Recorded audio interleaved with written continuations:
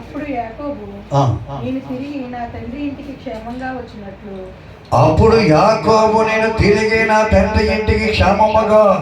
వచ్చినట్లు దేవుని నాకు తోడయుండి నేను వెళ్ళుచున్న ఈ మార్గములో నన్ను కాపాడి తినుటకు ఆహారమును ధరించుకున్నట్టుకు వస్త్రములను నాకు దయచేసిన ఎడల యెహోవా నాకు దేవుడై ఉండెను.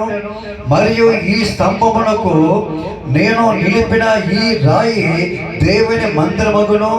మరియు నీవు నాకిచ్చు యావత్తులో 10వ వంతు నిత్యముగా నీకు చెల్లించుదని బ్రొక్కుకొనెను.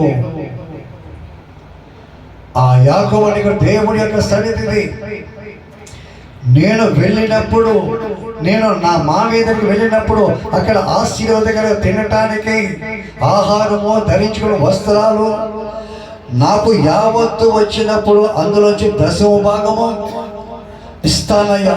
ఈ రాయి ఇక్కడ పెట్టాడు కదా, ఇది బేతేలు మందులో కడతాను నేను అని ఆయన ఈ స్థలము బేతేలు కానీ ఇంకా వేరొక స్థలము కాదని ఆయన చెప్పిన మాట. అనుకున్న రీతిగా యాకోబు వెళ్ళిపోయాడు. మామీ దగ్గర ఆశీర్వాద దగ్గరగా కుమారులు, ఆస్తుపాస్తులు, దాసీలు, మరి గొర్రెలు, మేకలు అన్నీ కూడా సంపాదించుకొని మరలా తిరిగి రావాలని అనుకుని ఆయన ప్రయాణమే వస్తున్న సమయంలో ఆలస్యం చేశాడు. దేవుని దగ్గర త్వరగా రాలేకపోయాడు. దేవుని మాట మర్చిపోయాడు. అప్పుడు ఏమైందట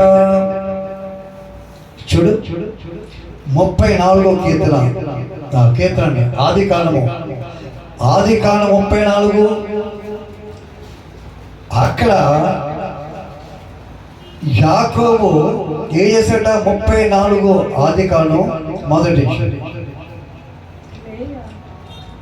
2. ఆ దేశపు నేలిన హీయుడైన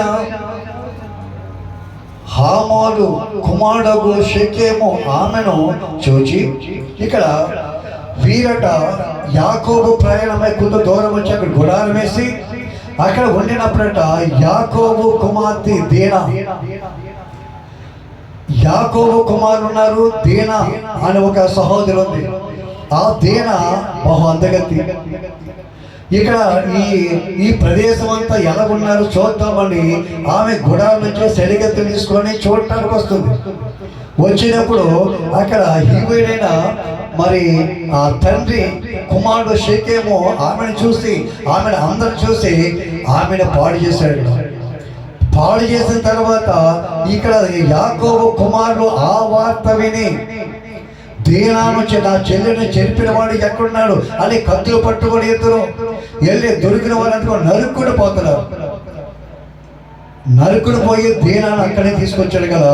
యాకోబు ఆ రాత్రి ప్రార్థన చేసుకుని, ప్రభా ఏంటి నా కుమార్తె గుడారం నుంచి బయటికి వెళ్ళబెట్టి ఎవడో చూసి వాడు నా కుమార్తెని చెరపడి పెట్టి నా కుమారుడు కత్తులు పట్టుకుని వెళ్ళి నరుకుడు పాడుబెట్టి ఏంటి అని పడుకున్నాడు కదా. దేవుడు ఆ కలలో మాట్లాడుచున్నమాట. చూడు ఆది కాండం 31